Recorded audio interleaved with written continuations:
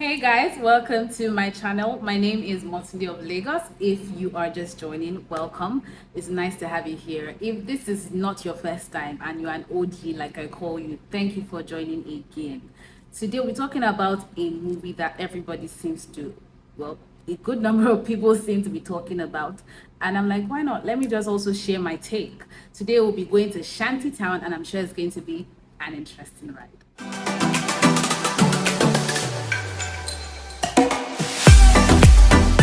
All right, so I have my points noted down here because I don't want to come here and blab. So I just noted it down so it's easy for me to talk about.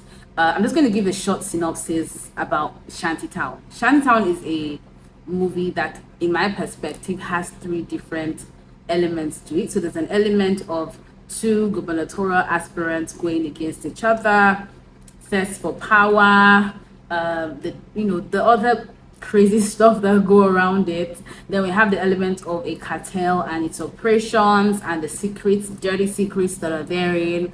And then we have the aspect of a lady, a cop or a detective who is seeking revenge for her sister who used to be in this cartel, drug prostitution cartel, and it didn't end so well for her. So it's like, you know what? I'm just going to avenge my sister's death. I hope I didn't give out too much for those who haven't seen the movie yet. And if you've seen it, you most likely know what I'm talking about. So we are good. So I noted some points down. First is exceptional cast review. There were some actors that were quite, I've seen them in similar characters. So I didn't have much to say other than the fact that their addition to the movie gave it an amazing blend, and they also did amazingly well. But I was able to pick out four actors that I really loved. I loved their acting. I loved their presence in the movie. First is Chidi Mokeme. I give it to him. He played the role of Scar in the movie, and it was nice to see him in that element. I've always seen Chidi Mokeme in the lover boy element, that guy who is trying to toast one girl or the other, that's how I've always seen him. But in this case, I saw him as someone, it was a proper hood lord, a proper cartel leader, very rough, very ratchet, very raw, and I was at some point, I'm like, I hope it won't flip. So when I say flip, I've seen people act the same role or character, and then because they are naturally very tush people, that tushness will still show. But for Chidi, it wasn't like that. It was from the beginning of the movie till the end.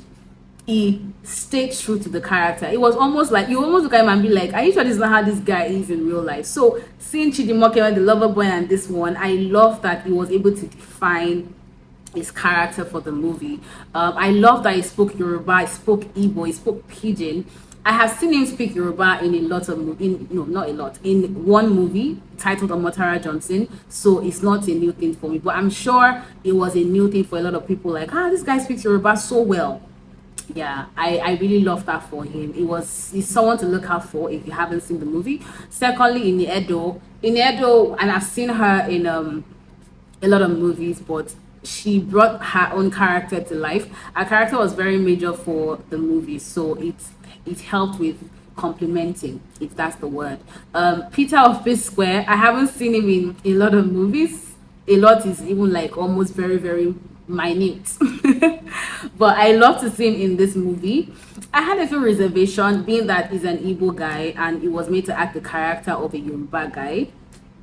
Yeah, his accent his accent tried to give him out or give him away, but he did a good job. I was also worried that I hope this guy will not, people that when they're acting, they're also looking at the camera because they are I don't say they're novices, but I also like that he wasn't that person. I was worried for him, but he wasn't that person.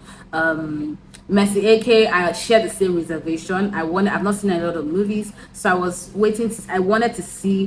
I was hoping she won't shake, but she didn't shake. She maintained composure. She acted like a pro, and that was very good.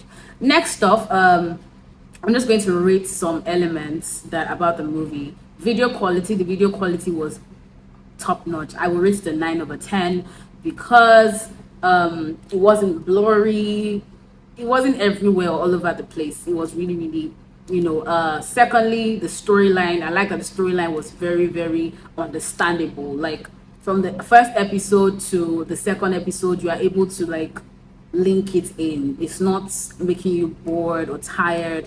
I like that the movie was able to be fused into 6 episodes. That way, it still helps you with. It still helps. It captures your attention. You are not like, why is it too long? Cast selection, like I said earlier, the cast selection was very good. Plus the new actors, plus the guys who have acted similar characters before, it was a perfect blend. So yeah. I noticed some things, about the movie that I felt like, yikes, guys. But it wasn't so bad. But me, I wish I had talk about it. So and I'm going to show videos so that you understand what I'm saying. So the first thing I noticed was so there was this part where Mercy Eke was waylaid by. So I'm just going to try my best not to say so much. Was waylaid by Chidimokeme, who is the drug lord or the cartel lord, and before it got to where she was trying to call another friend, who in this case is Nancy Sime, to just let her know that, oh hey, I'm here, I'm trying to reach you. They showed us someone trying to call, right? But later on in the movie, which you see the video, it seemed like it was a voice note. But anyways, she was trying to call, and at the point where she stopped, it was still like she wasn't able to get through to her friend, right? So this is the video here.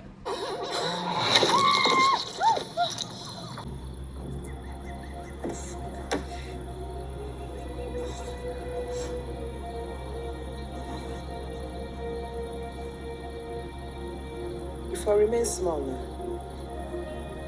I won't take fine eye now. Listen. If I was you, be like you don't mad. Since you watched this video, I'm going to play another video that shows where Iniedo, in this case, who, like I said, was a cop trying to avenge her sister's death, was trying to find out from Nancy Sime what happens to people who gain freedom from the cartel. Do they go home or what happens? And then it almost comes to light that, oh, they are mostly killed. And it's like, oh, so this is your friend who was trying to reach you based on the story. What's up? So she picks her phone and then realizes that a voice note was sent, and then plays the voice note. And from this voice note, I'm hearing a conversation that was even had after Mercy had died. Like, who recorded the conversation after she died? Who pressed send? Guys, one thing I noticed. The second thing that I noticed was a part where there was a gun directly in front of Iniedo's forehead, and the range was so close. I don't think anybody would have successfully been able to kick off the gun. From my own layman understanding, for you to be able to kick off a gun, there should be like space for you to swing your leg, shit. But it was like right here, and then I'm kicking it, so can the leg go like this? I noticed that part, but it was very minor. The last part that I noticed was where Nancy Sime and Peter were hiding from. Chidimokeme had invaded the restaurant they were, and they were hiding. And Nancy, panicking, and is going, oh, she wants to call Iniedo, so Iniedo can come and rescue them, etc. And then she sends a voice note. And then she goes just there, and then she's like, no, I'm going to send my location to them right now. Now, I'm going to play the video. So where Iniedo receives the voice note, they show the voice note coming in first. So she's listening to the voice note, and then just there and then the voice note is dropping. And I'm like, nah. The video we saw was a video where Nancy did not even get the chance to send the location. Even if she succeeded, they were both sent. Location and voice note was sent. But when Iniedo was going to play the voice note, they made it look like the voice note, the location dropped just there and then. Guys, I think the movie there was an issue with continuity blending. I felt like the transitioning had to be cleaned up. But guys, I miss all of this. It did not take out of the movie. It was a really good movie. I had some really nice scenes that I really loved. I loved the part where I'm going to play the video as well, where RMD blocks the bullet. I'm like, yeah, oh shit. Goodbye, Oliomi. There was also a scene at the beginning where a man was shot and the bullet penetrated through him into another girl. I love how they made that very clear.